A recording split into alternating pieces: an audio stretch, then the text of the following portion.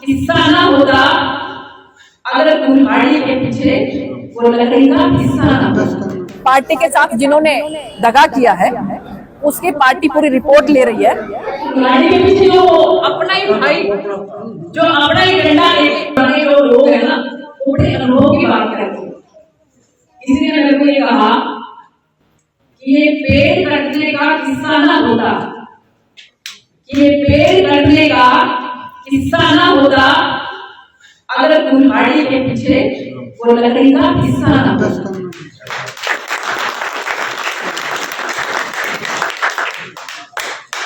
पेड़ काटने का पता है कोई, लेकिन कुल्हाड़ी के पीछे जो अपना ही भाई, जो अपना ही डंडा लेके, उसी की वजह से पेड़ करते हैं, हम पेड़ नहीं करते।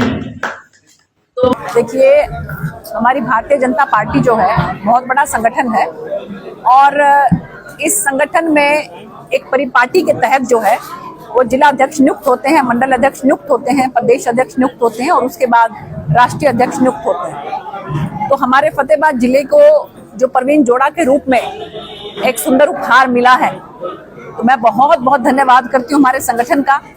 और उसी कड़ी में पूरे जिले के अंदर जो है इनके अभिनंदन समारोह हो रहे हैं।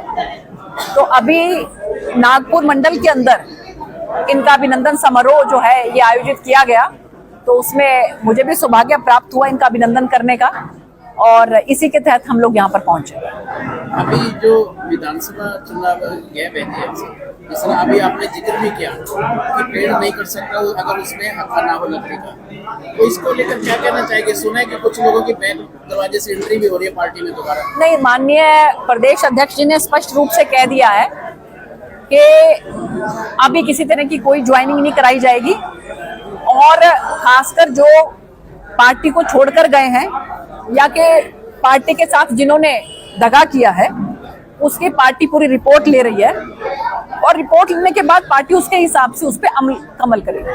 पार्टी में जो मौजूद हैं उनमें भी बताया जा रहा है कुछ लोग शामिल थे, क्या उनका भी पता कटेगा अगर इसकी पूरी जानकारी? देखिए, ये सारा विषय जो है वो पार्टी का अपना अंदरूनी विषय है।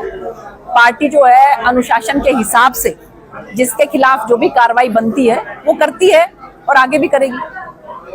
आपने चुनाव लड़ा, इतनी वोटें मिली, फिर हार का कारण तो कुछ पता चला होगा, हार के कारण क्या रहे हैं? देखिए, वो पार्टी समीक्षा करती है, हम अपने लेवल पर समीक्षा करते हैं, पार्टी समीक्षा करती है और उसके बाद और किस तरीके से हम उसको ठीक कर सकते हैं उसको ठीक करने का भी काम किया जाता है। एक वर्षों पुरानी जिला फतेहाबाद की मांग पूरी हो रही है, रेल की सीधी बदलने जा रही है, इसको लेकर क्या कहना चाहोगे? प्रयास जबकि लोकसभा में आपने भी आवाज उठाई थी कई बार। नहीं, आवाज उठाई ही नहीं थी, बड़ी पुरजोर आवाज उठाई थी और बार बार आवाज उठाई थी और मैंने माननीय उस समय में चेयर पर जो है राजेंद्र अग्रवाल जी जो मेरठ से सांसद हैं वो चेयर पे बैठे थे। मैंने उनके समक्ष भी ये बात कही कि आप खुद भी वैश्य समाज से हैं, तो मेरा आपसे आग्रह है कि अग्रोहा जो है बहुत बड़ा एक तीर्थ है वैश्य समाज का, तो अगर आप हिसार से अग्रोहा होते हुए फतेहाबाद से सिरसा तक एक रेलवे लाइन बिछाएंगे तो इस इलाके को बहुत लाभ मिलने वाला है। हिसार लोकसभा को भी मिलेगा लाभ और सिरसा को भी मिलेगा लाभ और मुझे बड़ी खुशी है कि हमारे रेल मंत्री जी ने इस बात को माना और ये प्रोजेक्ट जो है अब पास हो गया है और बहुत जल्द जो है इसमें कार्रवाई शुरू हो जाएगी और हिसार से लेकर अग्रोहा होते हुए फतेहाबाद से होते हुए सिरसा तक जो है नई रेलवे लाइन बिछेगी।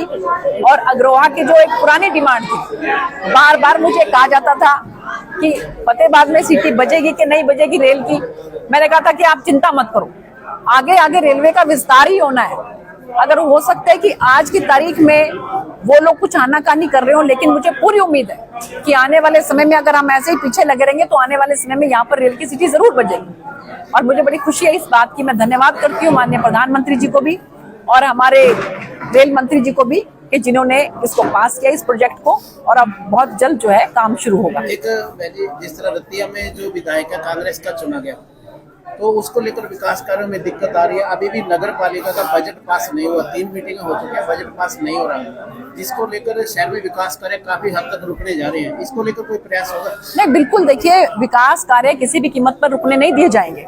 माननीय मुख्यमंत्री जी ने ये बात स्पष्ट की है कि किसी भी कीमत पर विकास कार्य नहीं रुकने चाहिए और आपने देखा होगा कि समय समय पर उनका इस इलाके के अंदर दौरा भी लगता रहता है और हम एक बार फिर से उनसे उम्मीद करेंगे कि वो हमारी रतिया विधानसभा में आए और इसलिए आप बिल्कुल चिंता ना करें, इलाके के लोगों को कोई चिंता करने की जरूरत नहीं है, विकास कार्य बहुत तेज गति से चलेगा। अब किसी भी प्रकार के दर्द से क्यों होना परेशान, जब ऑर्थो चार्ज कैप्सूल हो आपके पास। सभी प्रकार के दर्द में आयुर्वेदिक पद्धति पर आधारित रामबाण इलाज।